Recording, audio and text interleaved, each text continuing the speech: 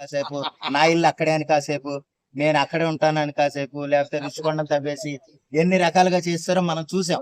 అయితే అటువంటి పరిస్థితులు మళ్ళీ అంటే ఈసారి 20 అంటే మొన్న 24 కూడా వచ్చుంటే కనుక ఇంకా దారుణం అయిపోయాను.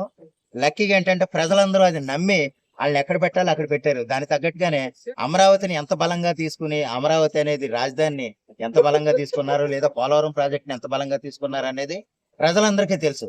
చంద్రబాబు నాయుడు గారు అది ఎంత సంకల్పంతో అమరావతిని రాజధానిని ఎలాగంటే తన సొంత బిడ్డ మాదిరి అన్నమాట తీసుకోవటం అనేది మనకు తెలుసు.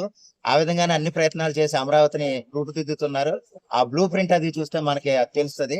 అదే విధంగా మిగిలిన పార్టీలు కూడా దానికి సమ్మతించి ఎందుకంటే ఇంతకు ముందు బీజేపీ వ్యతిరేకంగా ఉండేది అనుకున్నాం కాసేపు. కానీ ఏంటంటే బీజేపీ కూడా కూటమి ప్రభుత్వంలోనే ఉంది, అంటే జనసేన కూడా కూటమిలోనే ఉన్నారు. ఇంకా వేరే ఉన్న ఏదైనా ఒక పార్టీ ఉందంటే గనక అది వాళ్ళు ఈ సమయంలో గనక వ్యతిరేకంగా ఉన్నట్టుంటే గనక సీఎన్ అవుతారన్న ఉద్దేశంతో వాళ్ళు అలా లేరు. పూర్తిగా మద్దతు ఇవ్వడం అనేది అన్ని పార్టీలు దీన్ని అంగీకరించాలి, ఆమోదించాలి, అందరూ సంతోషించాలి. Okay sir. అట్లాగే 2020 సంవత్సరంలో చంద్రబాబు నాయుడు గారు 2020కి హైదరాబాద్ అంటే ఏంది, హైదరాబాద్ విలువ ఏంది తెలిసిద్దని అన్నారు. అదే జరిగింది. మరి ఇప్పుడు 47 దాకా ఉంది. మరి 47 దాకా మరి కూటమి ప్రభుత్వం కొనసాగే విధానాలు ఏమైనా ఉన్నాయంటారా, లేదా 2029కి వచ్చి జగన్మోహన్ రెడ్డి గారు ఏదైనా మార్పు అనేది మళ్ళీ చేయగలరంటారా? ఆ భయం అనేది జనంలో ఉంది, అది అనేది పోగొట్టగలరంటారా?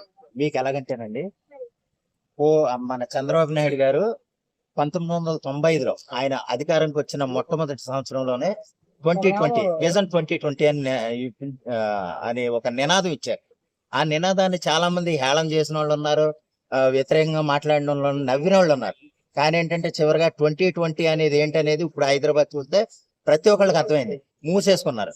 అది పక్కన పెడితే ఇప్పుడు 2047 అని పెట్టారు, అంటే 2047 అని మళ్ళీ ఒక విజన్ 2047 కింద చంద్రబాబు నాయుడు గారు మళ్ళీ ఇంకో నినాదాన్ని తీసుకొచ్చారు.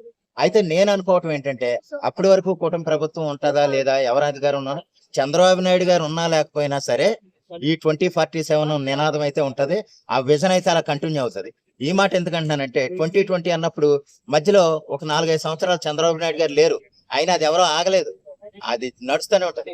2047లో కూడా ఆయన లేకపోయినా లోకేష్ గారు ఉండొచ్చు, లేకపోతే పవన్ కళ్యాణ్ గారు ఉండొచ్చు, లేదా తెలుగుదేశంలో బలమైన నాయకులు ఉండొచ్చు. ఆ విధంగా అది ముందుకెళ్తారు తప్ప దాన్ని ఎవరు వ్యతిరేకించే స్థితిలో ఉండదు. అంతే తప్ప